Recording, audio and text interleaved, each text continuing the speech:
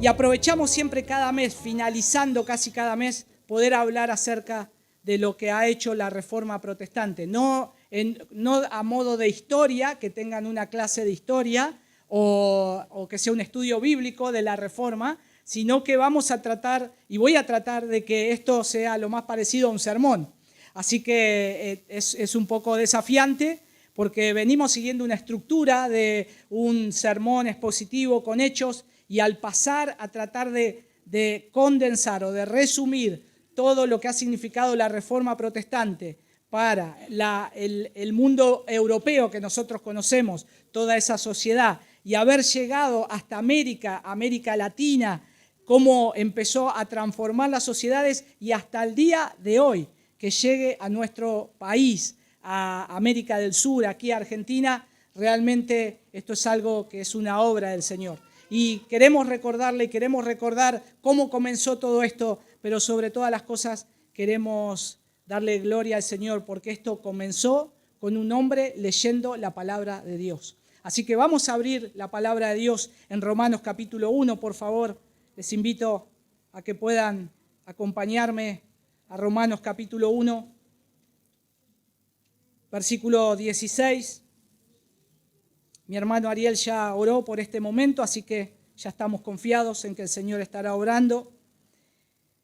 Y el apóstol Pablo dice en Romanos capítulo 1, versículo 16 y 17, porque no me avergüenzo del Evangelio, pues es el poder de Dios para salvación de todo el que cree, del judío primeramente y también del griego, porque en el Evangelio la justicia de Dios se revela por fe y para fe, como está escrito, mas el justo por la fe vivirá.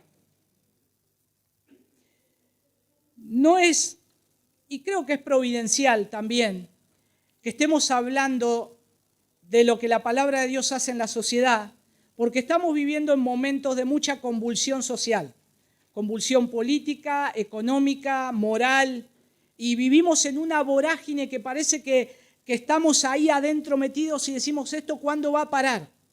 Y en muchas ocasiones nos trae preocupación, no nos trae seguridad, a veces en algunos, acerca de lo que está sucediendo.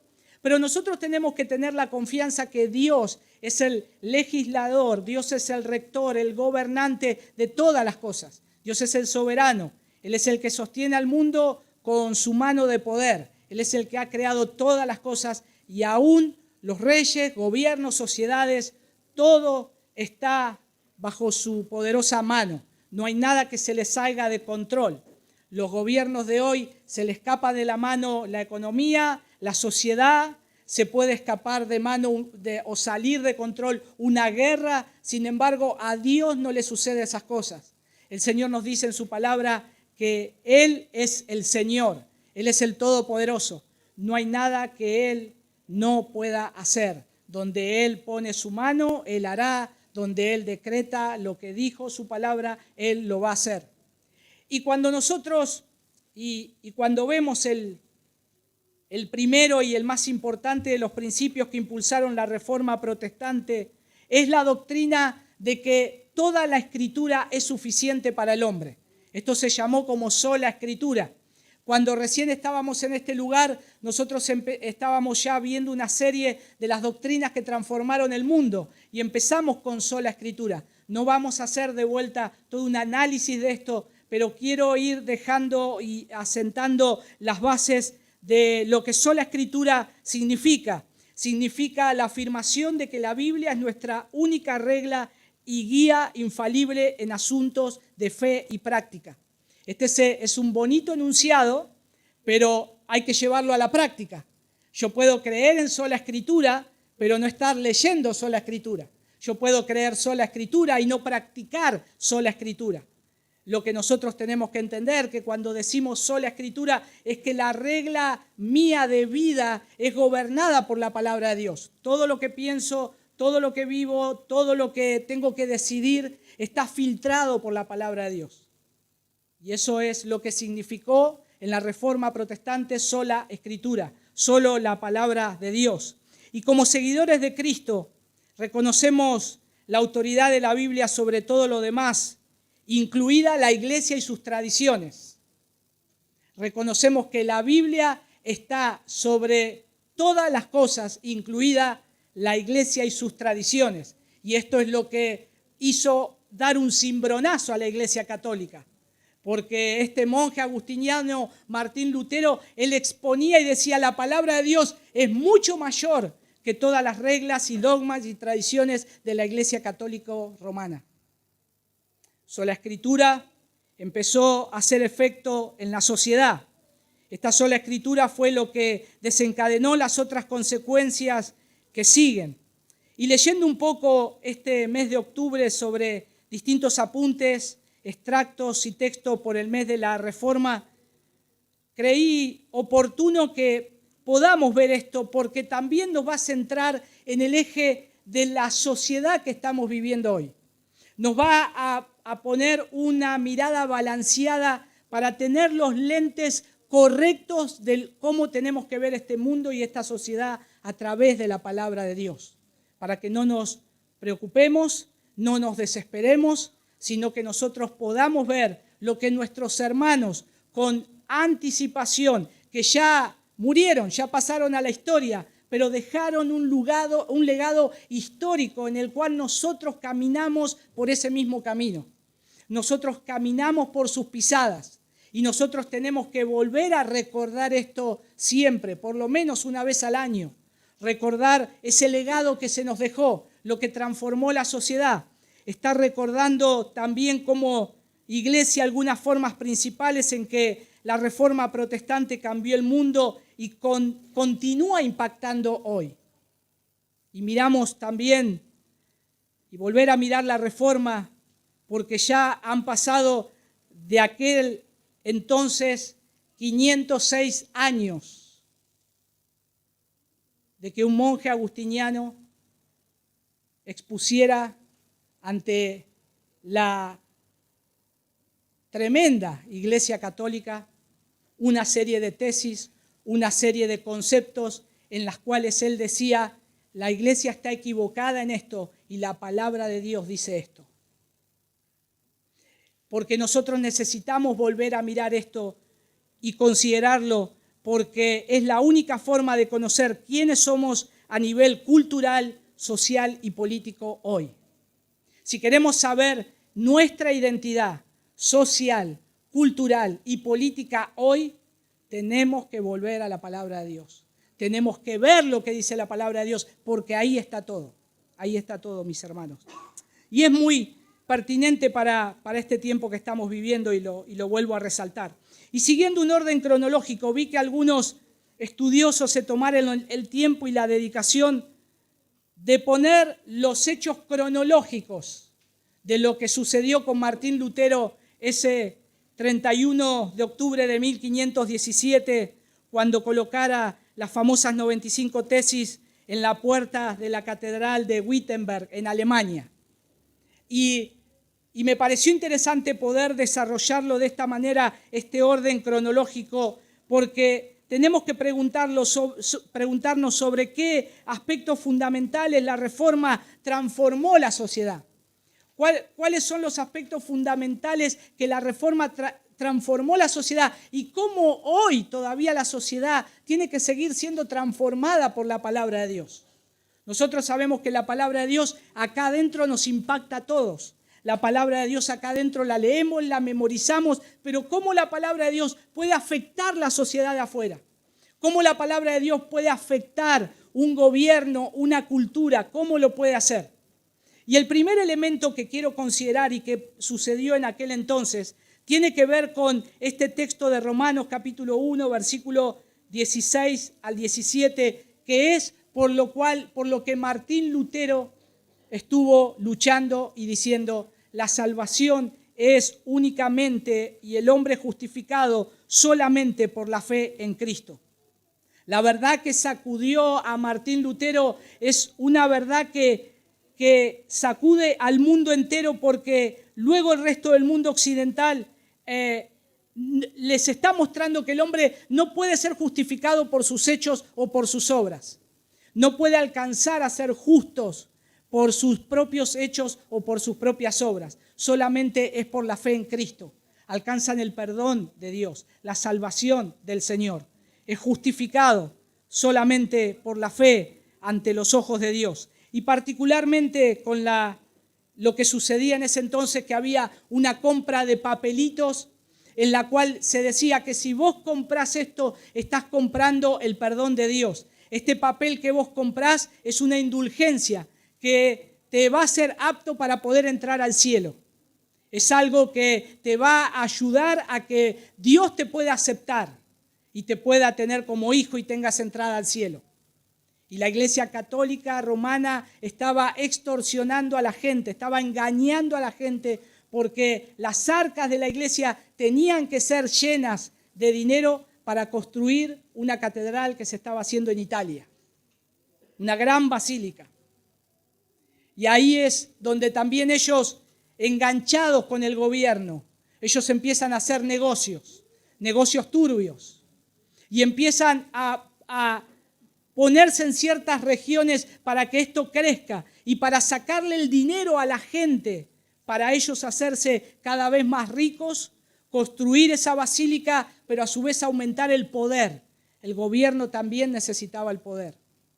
Y ahí Martín Lutero expone, en primer lugar, que la palabra de Dios es suficiente para que todo hombre pueda alcanzar a ser salvo por medio de la fe. Somos justificados por la gracia de Dios mediante la fe en Cristo únicamente. Lo que hizo Martín Lutero fue poner en el centro la palabra de Dios, y que la palabra de Dios verdaderamente es la única guía que me puede llevar a alcanzar y ver esa salvación que está en Cristo. Ver el Evangelio de Cristo. La revolución de Lutero, que en realidad no es más que una recuperación de una doctrina bíblica central que se encuentra a lo largo de toda la Escritura. Es lo que él trae a la luz. Él utiliza no solo, ve este texto que se le hizo luz en su vida.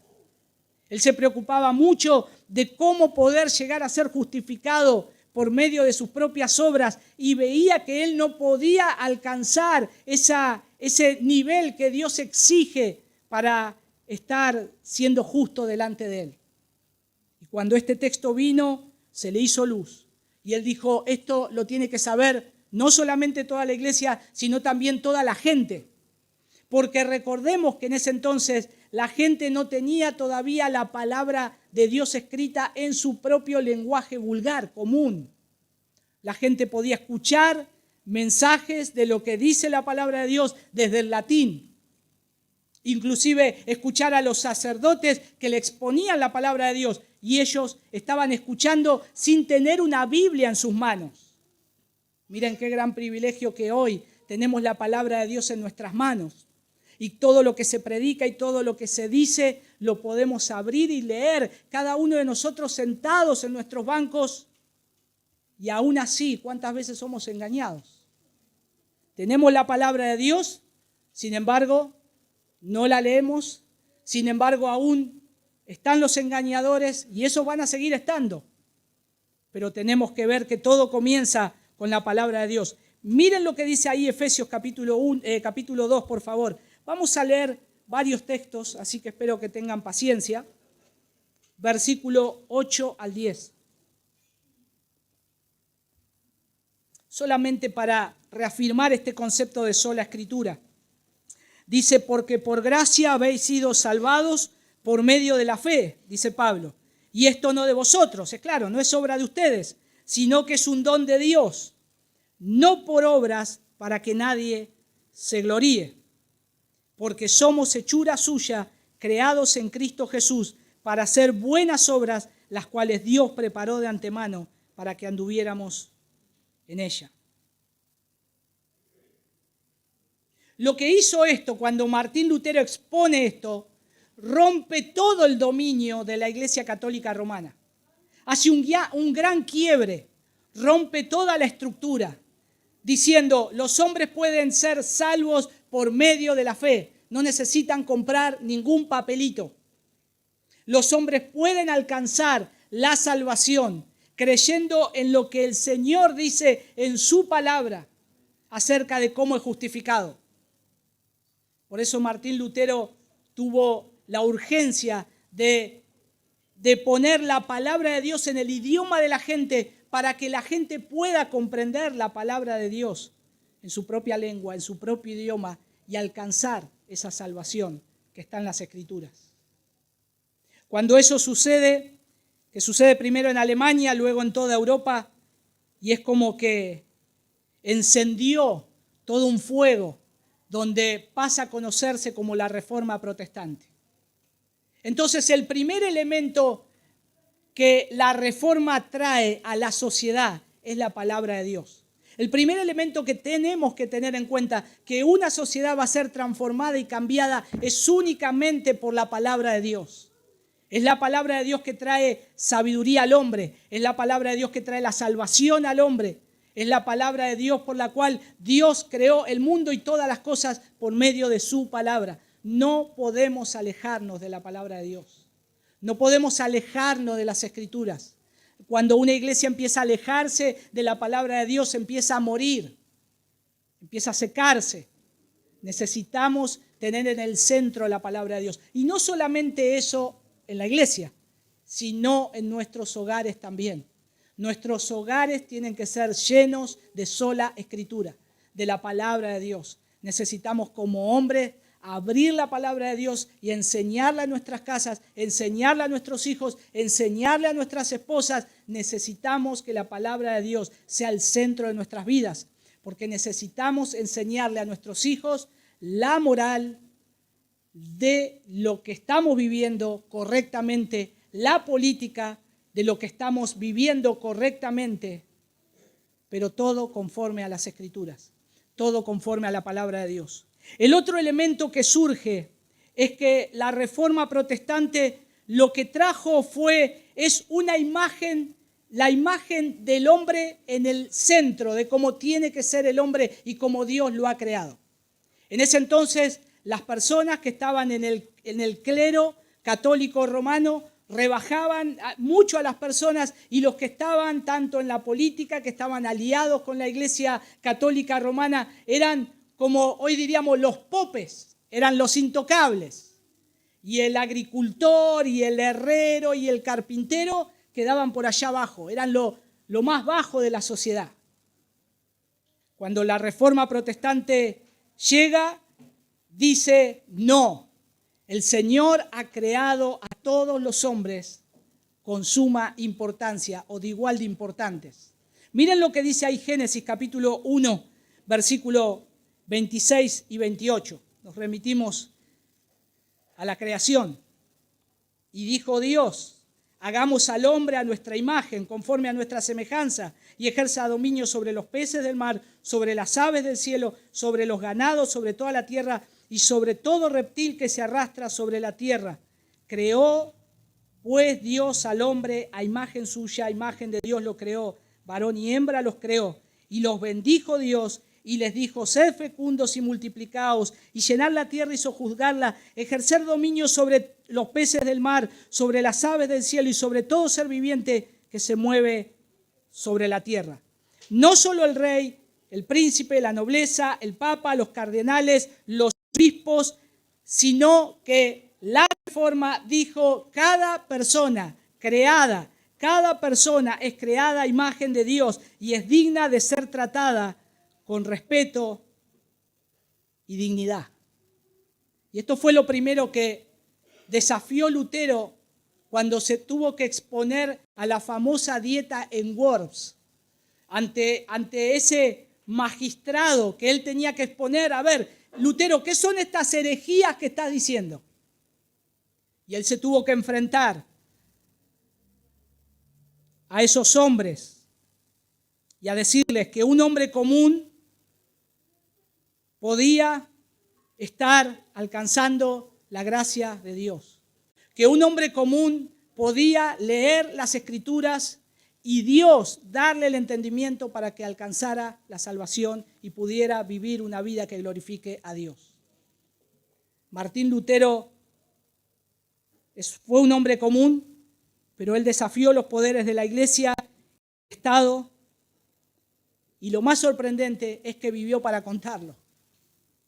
Generalmente el que desafiaba a la iglesia y al Estado es, como decimos, apareces en un zanjón muerto. No ibas a sobrevivir.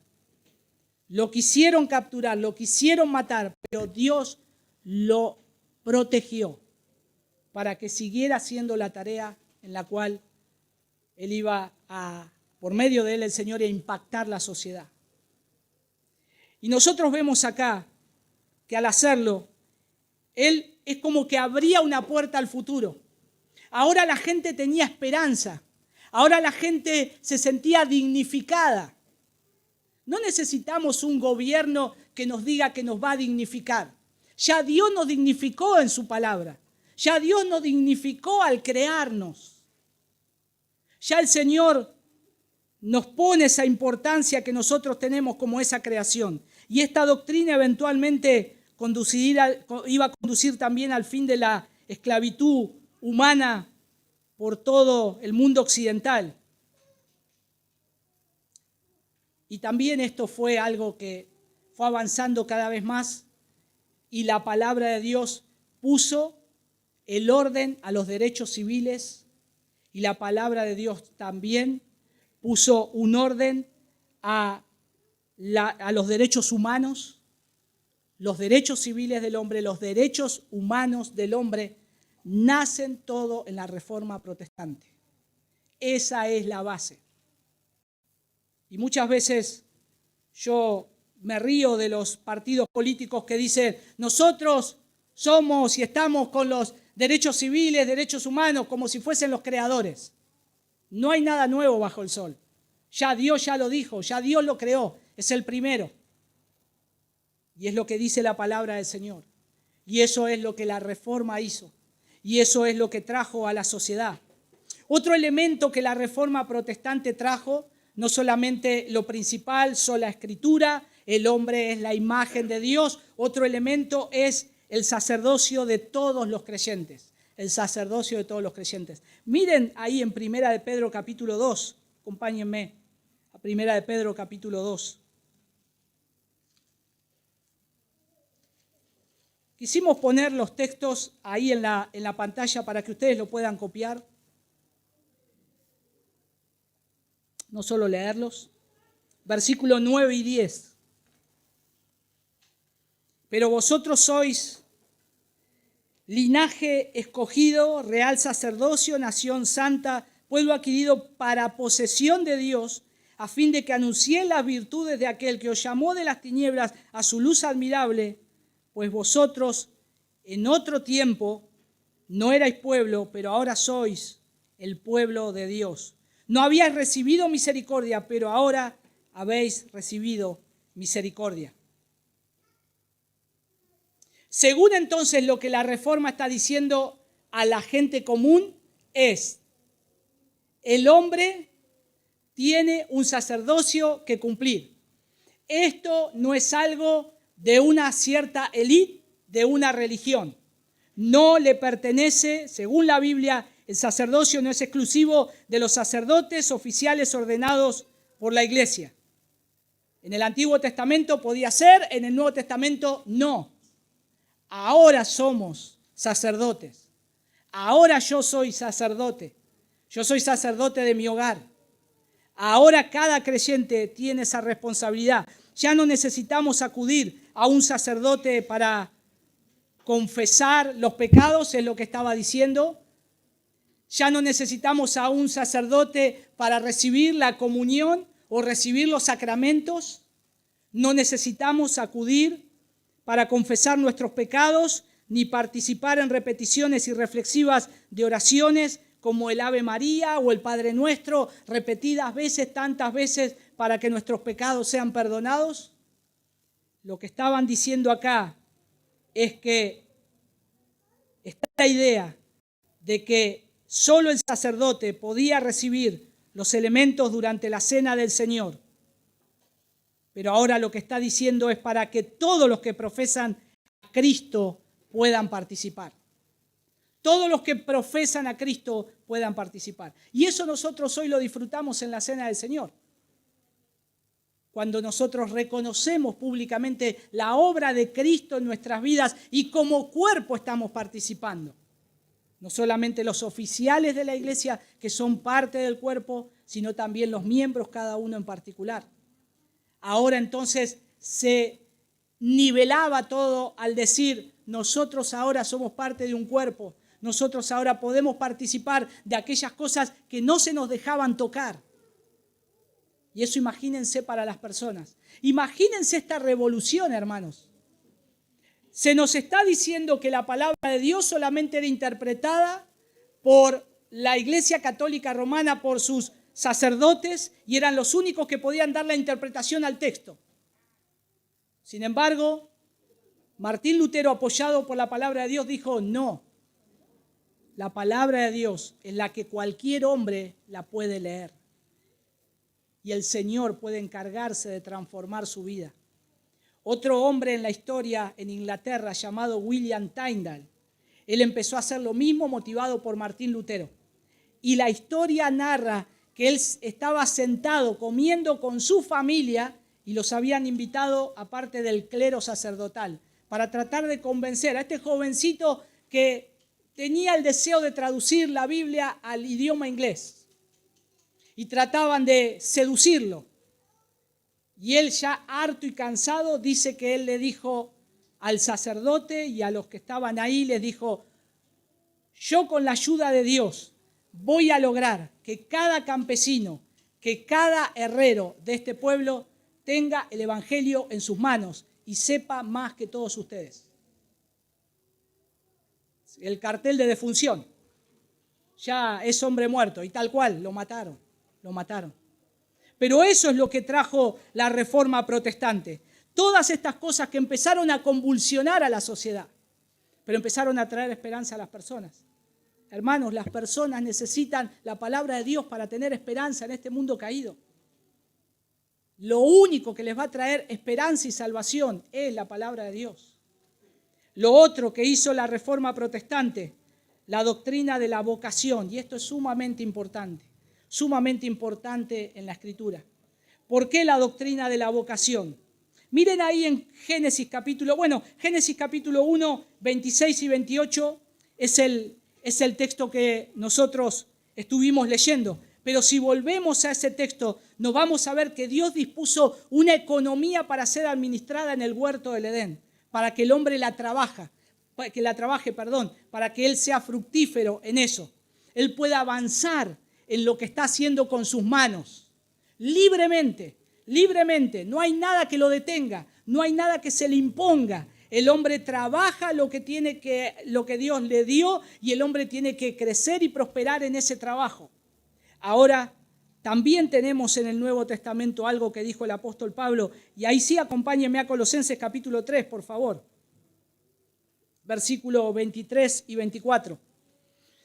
Dice, y todo lo que hagáis, hacedlo de corazón como para el Señor y no para los hombres, sabiendo que del Señor recibiréis la recompensa de la herencia. Es a Cristo el Señor a quien servís. Todo trabajo que es legal, ético y moral es bueno y legítimo ante los ojos de Dios. Eso es lo que dice la palabra de Dios. Todo trabajo que es legal, ético y moral es bueno y legítimo a los ojos de Dios. Lo que estaba diciendo esto es, no solo el trabajo es legal, ético y moral del sacerdote en ese tiempo, porque se veía de esa manera. Todos los demás hacen trabajos menores. Yo soy el sacerdote y entonces los otros son unos simples pastadores de ganado, unos simples campesinos, un simple obrero de la metalúrgica, y los rebajaban. Sin embargo, lo que se está exponiendo acá es que la palabra de Dios lo que está diciendo es que cada hombre tiene un valor con respecto a lo que hace. Y lo que nosotros vemos acá, que cualquiera que sea su opinión sobre algunas cuestiones que hoy también políticamente se están dando. Vieron que se habla mucho del capitalismo y se dice el dicho de los, ¿cómo es que dicen? Los capitalistas, los perversos capitalistas o la tiranía capitalista. Claro que puede ser. Pero lo que estamos viendo acá, que este modelo de trabajo que está en la Biblia y está llevado a los niveles de la vida más altos, porque el Señor está diciendo, trabajá con tus manos y ganá de acuerdo a lo que estás haciendo sin que nadie te esté poniendo el pie. Yo te doy esa libertad para que trabajes, yo te doy esa libertad para que trabajes la tierra, para que la trabajes y te dé fruto. Y el Señor te va a bendecir. Entonces lo que vemos acá,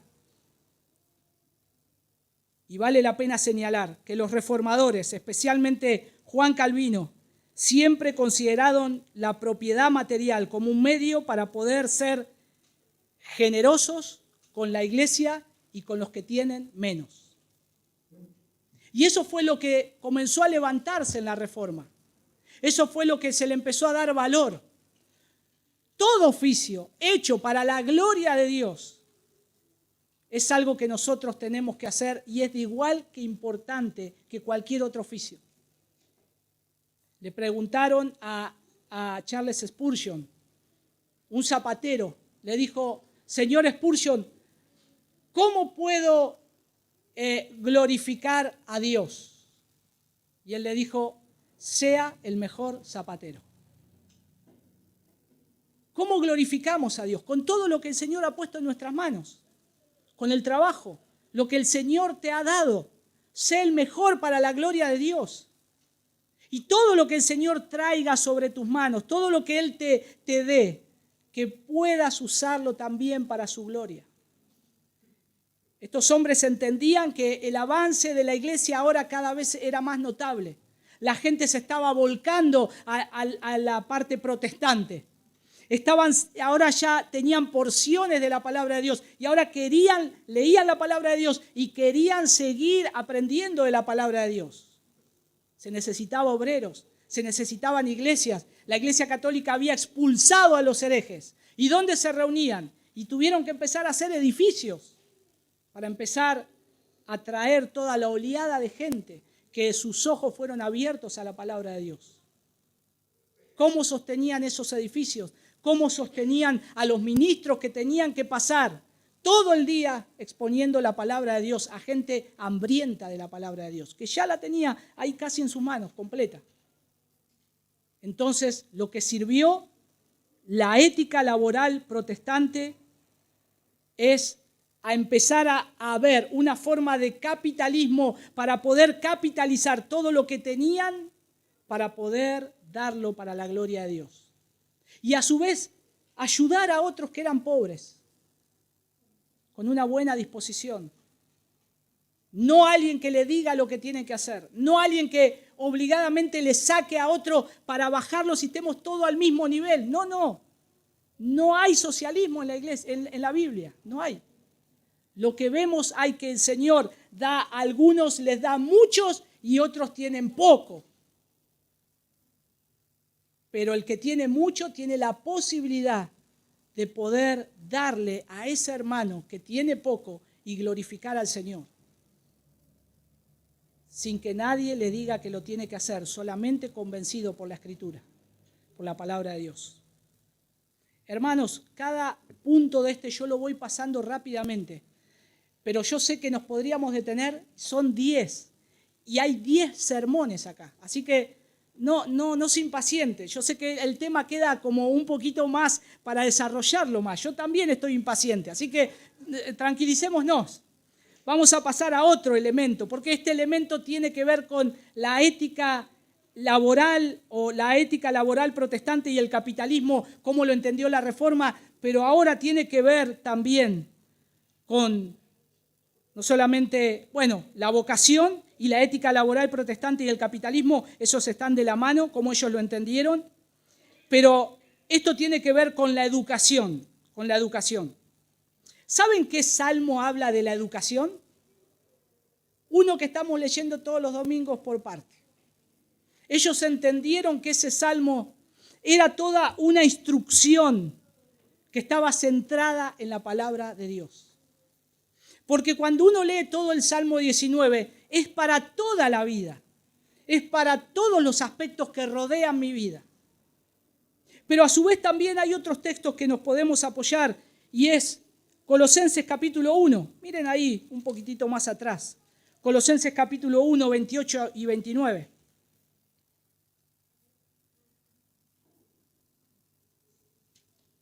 Dice,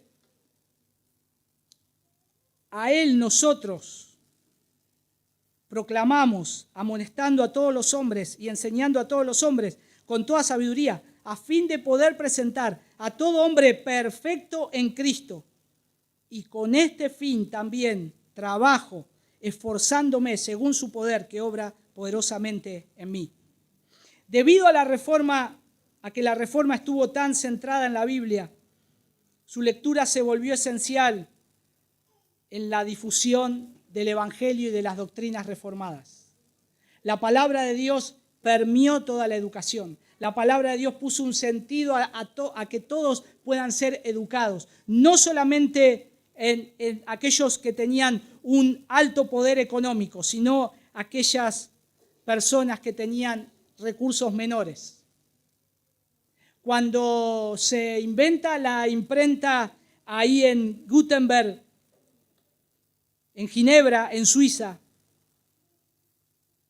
también se empezaron a distribuir folletos, tratados, libros que estuvieron ampliamente relacionados a las ciencias, a las matemáticas, a la educación que hoy nosotros conocemos.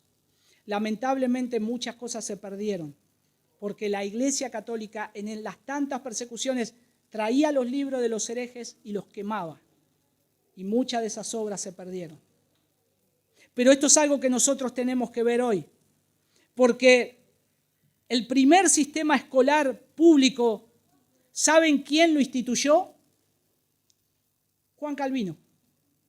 El primer sistema de institución pública para la educación lo instituyó el reformador Juan Calvino. Todo movido para que la enseñanza de todos los niños y aquellos que quisieran aprender, aún analfabetos adultos, puedan tener como eje central la escritura para la enseñanza, la palabra de Dios. La palabra de Dios nos habla de todas las cosas. Los niños con la palabra de Dios pueden aprender todo. Pueden aprender ciencia, matemáticas, geografía, historia, todo está en la palabra de Dios. Y es veraz, porque es la palabra de Dios. Lo otro que trajo la reforma es, la traducción de la Biblia. Eso ya lo estuvimos viendo y fue algo importante, porque antes de la reforma la gente no tenía acceso a la Biblia en sus propios idiomas. Estaba en latín. Y la traducción alemana de la Biblia hecha por Martín Lutero revolucionó todo el sistema de lectoescritura alemán. Aún aquellos poetas o aquellos intérpretes de obras de teatro tomaban parte de la escritura para hacer sus obras. Uno de ellos es el famoso Shakespeare. Él toma parte de la palabra de Dios para ponerlo en su libreto. Y eso trajo una revolución, porque estaban tomando una traducción de un escrito protestante para hacer una obra secular. Imagínense la Iglesia Católica Romana enfurecida. La Biblia de King James, que también tuvo el mismo impacto en el idioma inglés que la traducción de Lutero al alemán.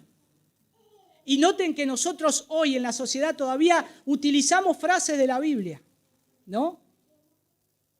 Hasta inclusive teníamos presidentes que citaban parte de la Biblia. Y ahora parece como medio contradictorio. A veces ahora hacemos al revés. Citamos refranes y decimos que está en la Biblia. Y nunca están, ¿no? Viste que la Biblia dice, Dios castiga sin palo y sin rebenque. ¿A dónde dice eso? Martín Fierro. Acá no, en la Biblia en ningún lado. Y a veces pasa por no conocer la Biblia. Pero en ese entonces fue tal el impacto de la reforma protestante que también se empezaron a utilizar textos de la palabra de Dios. Y también la palabra de Dios se empezó a traducir a cientos y cientos de lenguas indígenas para que puedan tener porciones de la palabra de Dios. Al día de hoy, ¿qué se sigue haciendo? Otro elemento fue el surgimiento de la ciencia moderna. La ciencia moderna sufrió un gran impacto por la Reforma Protestante. Cuando nosotros tenemos Génesis capítulo 1, la creación, a partir de ahí hay un montón de cosas. En Génesis capítulo 1, versículo 1, tenemos ahí algo que los físicos pueden llegar a explicar. Cómo es la materia, la fuerza y la energía. Está todo condensado en un versículo. Y a lo largo de Génesis uno puede ir explicando, y cada cosa, cada animal, cada planta que Dios creó está perfectamente diseñado, y eso fue un foco de estudio. Pero está en la palabra del Señor. Miren ahí el Salmo 19, versículo 1 y 2. Los cielos proclaman la gloria de Dios y la expansión anuncia la obra de sus manos. Un día transmite el mensaje al otro día y una noche a la otra noche revela sabiduría. La noción moderna de ciencia surge de y solo de una cosmovisión bíblica. Una cosmovisión bíblica. De ahí surge la ciencia. De ahí es como comenzó en la Europa septentrional y occidental. En esas dos partes, ahí comenzó la reforma. Y un profesor de Oxford, John Hedrell Brock, miren lo que citó. Él dice que el cristianismo ha influido en el desarrollo de la ciencia moderna de la siguiente manera. El profesor Brock dijo esto. Punto 1. Las enseñanzas cristianas han servido como presupuesto para la empresa científica. Punto 2. Las enseñanzas cristianas han sancionado la ciencia. Punto 3. Las enseñanzas cristianas proporcionaron motivos para dedicarse a la ciencia. Y punto 4. El cristianismo jugó un papel en la regulación de la metodología científica. Eso trajo la Reforma Protestante, esos cambios. A pesar de la opinión popular y las actitudes educativas seculares prevalecientes, la ciencia creció no en un clima de guerra contra ciencia y religión, sino que principalmente como un debate entre cristianos sobre la mejor manera de conceptualizar el papel de Dios en el mundo, y esto se dio a un debate también sobre cómo interpretar la acción divina en un mundo que cada vez más opera según la ley natural. Los principales científicos, nombres, algunos nombres: John Kepler, René Descartes, Blaise Pascal, Isaac Newton, Louis Pasteur, Michel Faraday y muchos otros que también profesaban bajo la cosmovisión bíblica, bajo la influencia de la palabra de Dios. Tremendo. La palabra de Dios no es solamente para traerla el domingo y dejarla descansar en la semana. La palabra de Dios transforma nuestras vidas y puede transformar toda una sociedad. El anteúltimo elemento, miren, y esto es interesante en estas épocas de elecciones. Ellos creían en un gobierno limitado, Miren lo que dice Romanos capítulo 13, por favor, versículo 1 al 7. Cuando hoy se habla de gobiernos que tienen que ser eternos, reelecciones infinitas, el Señor dice en su palabra: sométase toda persona a las autoridades que gobiernan, porque no hay autoridad sino de Dios, y las que existen por Dios son constituidas. Por consiguiente, el que resiste a la autoridad, al ordenado por Dios, se ha opuesto, y los que se han opuesto sobre sí recibirán condenación. Porque los gobernantes no son motivos de temor para los de buena conducta, sino para el que hace el mal. ¿Deseas, pues, no temer a la autoridad? Haz lo bueno y tendrás elogio de ella, pues es para ti un ministro de Dios para bien.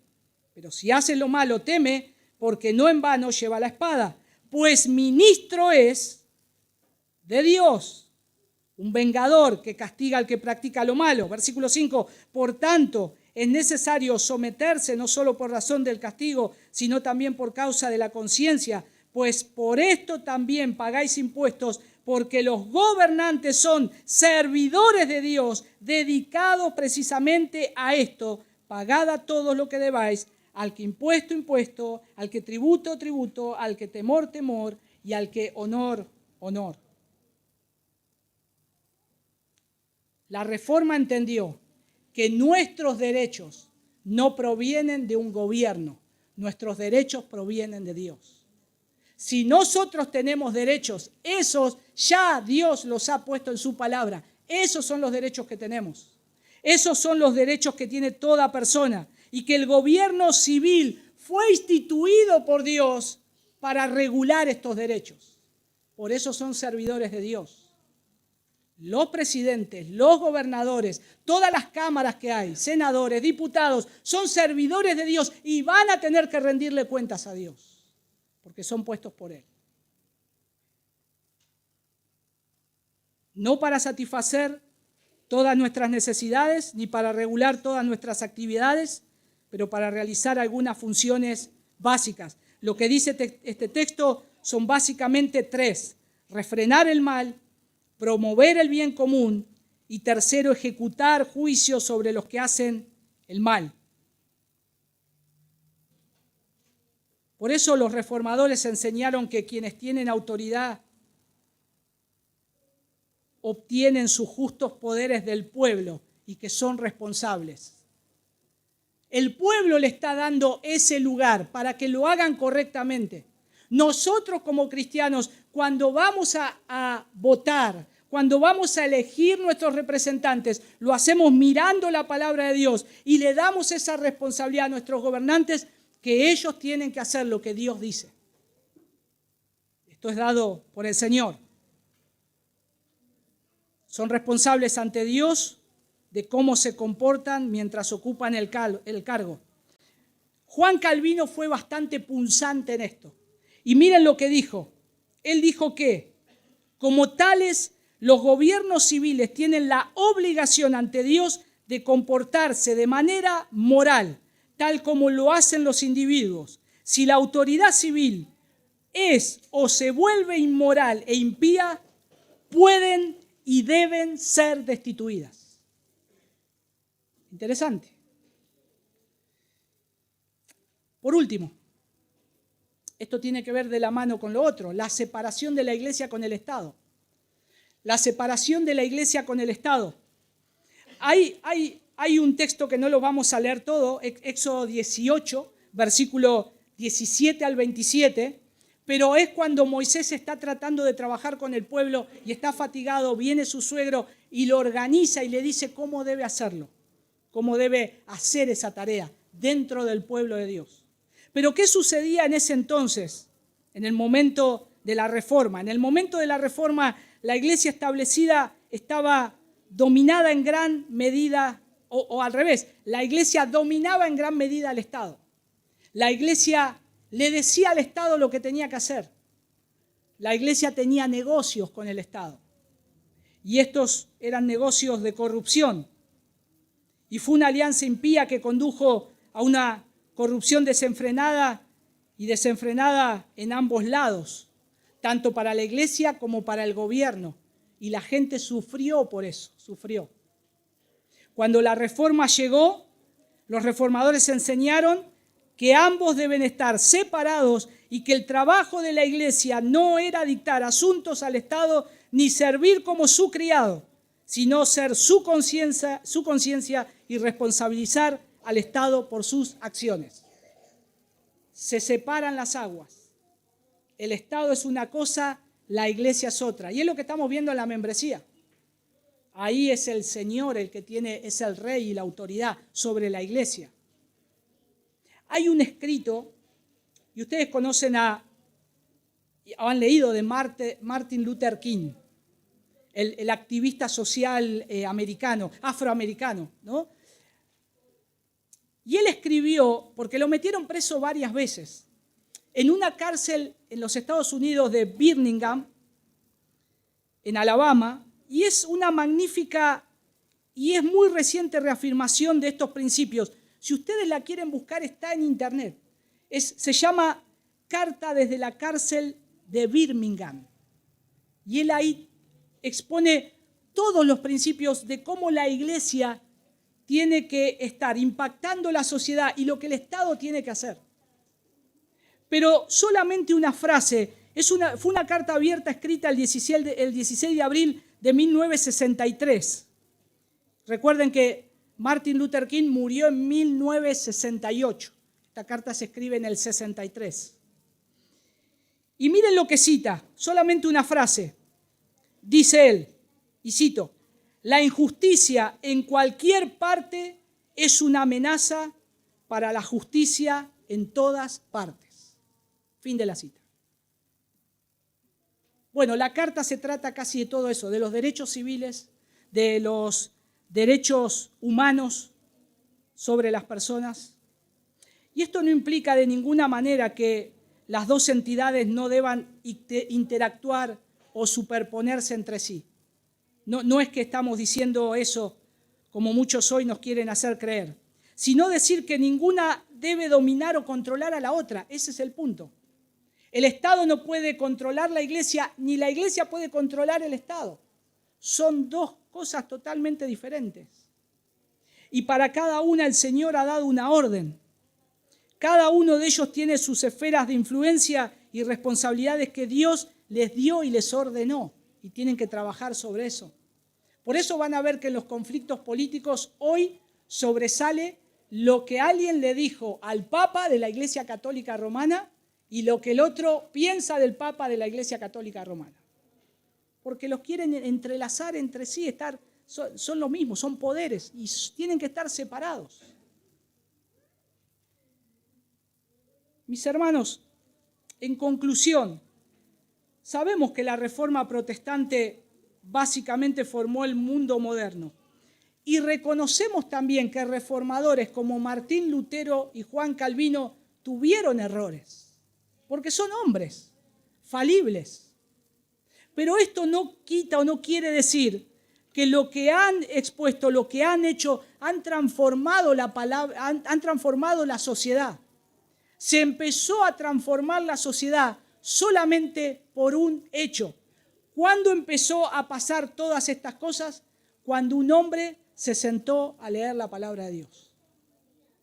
Cuando un hombre comenzó simplemente a leer la Biblia. Y es por esto, hermanos e iglesia, que como herederos de la Reforma y a su vez de la enseñanza de toda la Escritura, no podemos cambiar el mensaje de Dios declarado. No lo podemos cambiar. La iglesia no es un partido político. La iglesia no venimos acá a hacer política. El mensaje que nosotros tenemos es el Evangelio que trata de la obra de Cristo, es presentar lo que Dios hizo en Cristo para salvarnos de nuestros pecados. Esa es nuestra proclama. No un partido político, sino que nosotros proclamamos a Cristo y a este crucificado, porque es salvación para todo aquel que cree. Y es lo que va a traer el cambio verdadero a la familia, a la sociedad y a cada persona individual, porque el cambio comienza por una transformación del corazón. Y nosotros sabemos que eso se da en el Evangelio de Cristo, y ciertamente el hombre tiene la responsabilidad de responder al Evangelio. El Evangelio es lo que Dios ha hecho en Cristo para salvarnos de nuestros pecados, y la respuesta es arrepentimiento y fe para creer en esta obra de Cristo. Esto es esencialmente lo que y medularmente lo que la Reforma le expuso a la sociedad. Todo comienza en el corazón del hombre. Todo cambio se da en el corazón del hombre. Y la persona tiene que ser una nueva criatura. ¿Cómo lo va a hacer? Porque no lo puede hacer por sus propios medios, sino por el único medio que es Cristo. Por el único medio que es nuestro Salvador, que es Cristo Jesús. Es el único medio para reconciliarnos con Dios. Y esto es lo que históricamente siempre la iglesia anunció. Esto es lo que hoy anunciamos a todo hombre, como hace 506 años atrás, recuperar la esencia del Evangelio. En esta Argentina convulsionada por todo lo que está pasando, la gente no necesita que le digas a quién tiene que votar. La gente necesita que le hables el Evangelio de Cristo. La gente necesita el mensaje de esperanza de Cristo porque es por esto que Dios va a venir a juzgar a este mundo. Y es por esto en el cual nosotros vamos a ser juzgados delante de un Dios 3 veces santo. Todo va a pasar, gobiernos van a pasar, naciones van a pasar. La palabra del Señor permanece para siempre. Oremos. Señor, te damos tantas gracias por tu bendita palabra que ha transformado, cambiado, no solamente la sociedad que conocemos, sino también ese mundo antiguo en el cual nuestros primeros hermanos empezaron a predicar tu palabra después de aquel hecho histórico de Pentecostés. Señor, te damos gracias porque todavía nos sigues transformando, nos sigues cambiando. Necesitamos que sigas obrando en nosotros, Señor. Nuestro país necesita tu palabra. Como iglesia, Señor, ayúdanos a no perder el foco de esto. Como personas individuales, ayúdanos a seguir proclamando tu palabra y llevando esta esperanza para todo hombre, para todo aquel que cree en ti. Señor, te damos gracias porque tu palabra todavía está entre nuestras manos, en nuestras manos. Ayúdanos, Señor, no solo a dar a conocer tu nombre, sino que también en todo lugar tu nombre sea exaltado y glorificado. Te lo pedimos en el nombre de tu Hijo Jesús. Amén.